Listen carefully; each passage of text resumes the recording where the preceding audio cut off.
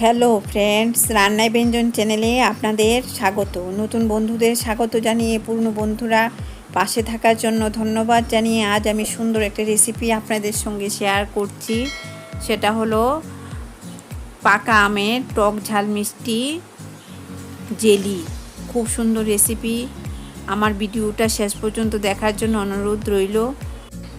চ্যানেলটা সাবস্ক্রাইব করবেন। আর এটা আমি কিভাবে তৈরি করেছি চলুন দেখি। এই জেলিটা বিস্কুট দিয়ে কিভাবে খাওয়া যায় এটা আমি দেখিয়ে দিচ্ছি। বিস্কুট নিলাম, যে কোনো সাধারণ বিস্কুট। অনেক সময় বাচ্চারা খেতে চায় না। এই যে জেলিটা চামচ দিয়ে নিয়ে এই বিস্কুটের মধ্যে দিয়ে দিচ্ছি।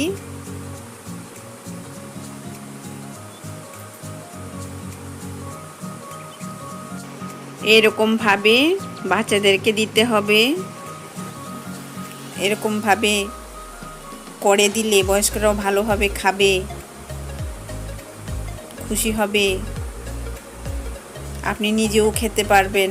এরকমভাবে এই যে সুন্দর করে সাজিয়ে নিলাম। জেলিটা বিস্কুট দিয়ে খাওয়া যায় দেখালাম। এভাবে জেলির কৌটু আর বিস্কুট কি সুন্দর দেখাচ্ছে। এর জন্য তেল দেব না, জল দিয়ে আমের জেলিটা তৈরি করব। জল দিয়ে দিলাম। এখন এই জলের মধ্যে আদা কুচি করে দিয়ে দিলাম, নাড়াচাড়া করে দিচ্ছি। আদাগুলিকে সরু সরু করে কেটেছি। অল্প পরিমাণে নুন দিচ্ছি আদাগুলি যাতে সেদ্ধ হয় সুন্দর করে। আদাগুলি সেদ্ধ হওয়ার পর এই যে আম নিয়েছি, ভালো করে পরিষ্কার করে ধুয়ে কেটে নিয়েছি। এই পাকা আমগুলিকে মিক্সচার গ্রাইন্ডারে পেস্ট করব না, কড়াইতে করব। কিভাবে করব দেখাবো, সবাই করতে পারবে। আদা যে বসিয়েছিলাম, আদাটা প্রায় সেদ্ধ হয়ে গেছে। এখন আমগুলি দিয়ে দিচ্ছি এই আদার সঙ্গে। এগুলি ফজলি আম, সবগুলি আম দিয়ে দিলাম। এই যে অল্প পরিমাণে নুন দিলাম, বেশি নুন দেওয়া যাবে না, তাহলে টেস্ট হবে না, নষ্ট হয়ে যাবে টেস্ট। অল্প নুন ভালো করে মিশিয়ে দিচ্ছি আমের মধ্যে।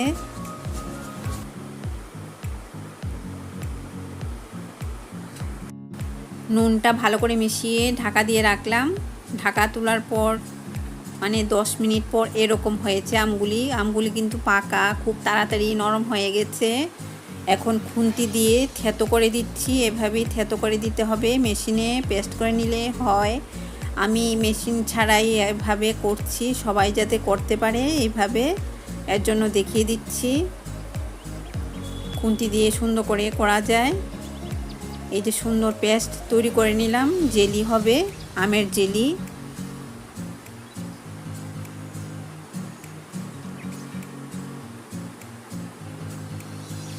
কুক হচ্ছে। এলাচির গুঁড়ো দিয়ে দিলাম, এলাচি ঘরে গুঁড়ো করেছি দানাগুলি দিয়ে। এরপর সুন্দর করে মিশিয়ে দিচ্ছি এলাচির গুঁড়ো। এভাবে মিশিয়ে দিতে হবে।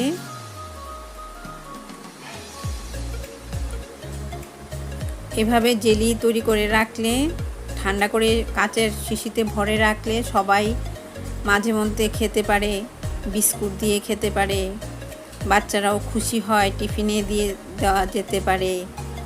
এই যে সুন্দর করে এটা আমি রান্না করছি। আমটা কিন্তু সেদ্ধ হতে হবে লো ফ্লেমে। স্টেপ বাই স্টেপ হয়ে যাচ্ছে। এগুলি সেদ্ধ হওয়ার পর চিনি দিয়ে দিচ্ছি। চিনি কিন্তু প্রিজারভেটিভের কাজ করবে। এটা ফ্রিজে রেখে দিলেও অনেক দিন এই জেলিটা খাওয়া যাবে। বেশি দিন বলতে 15 দিন তো থাকবেই ফ্রিজে রাখা হলে, আর না হলে কিন্তু খেয়ে নিতে হবে, নষ্ট হয়ে যাবে ফ্রিজ না থাকলে।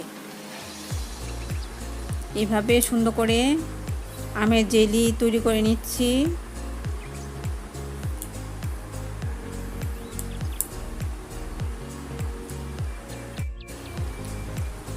এখন শুকনো লঙ্কা ঝালের জন্য দিয়ে দিলাম। কিভাবে দিয়েছি দেখাচ্ছি, ওটা মিস করে গেছে। এখন আরেকটা শুকনো লঙ্কা নিয়ে কাঁচি দিয়ে কেটে কেটে দিয়ে দিচ্ছি।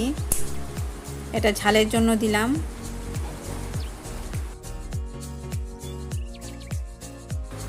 আমার ভিডিও ভালো লাগলে আমার চ্যানেল সাবস্ক্রাইব করার জন্য অনুরোধ রইল। বেল আইকনটা অবশ্যই প্রেস করবেন, তাহলে নতুন রান্নার নোটিফিকেশান সবার আগে আপনার মোবাইলে পৌঁছে যাবে। আপনারা কিন্তু সুস্থ থাকবেন। এই যে সুন্দর করে পাক হচ্ছে, চিনিটা সেদ্ধ হচ্ছে। আমের সঙ্গে যত চিনিটা পাক হবে ততই আমটা জেলিটা ভালো হবে। আমের জেলিটা লো ফ্লেমে আমি এটা করছি আর নন স্টপ নাড়াচাড়া করছি। খুব সুন্দর একটা রেসিপি। এই যে এরকম হয়েছে। এভাবে চিনিটা সহ আমটা সুন্দর করে পাক হচ্ছে। এই যে এই ফ্লেমে,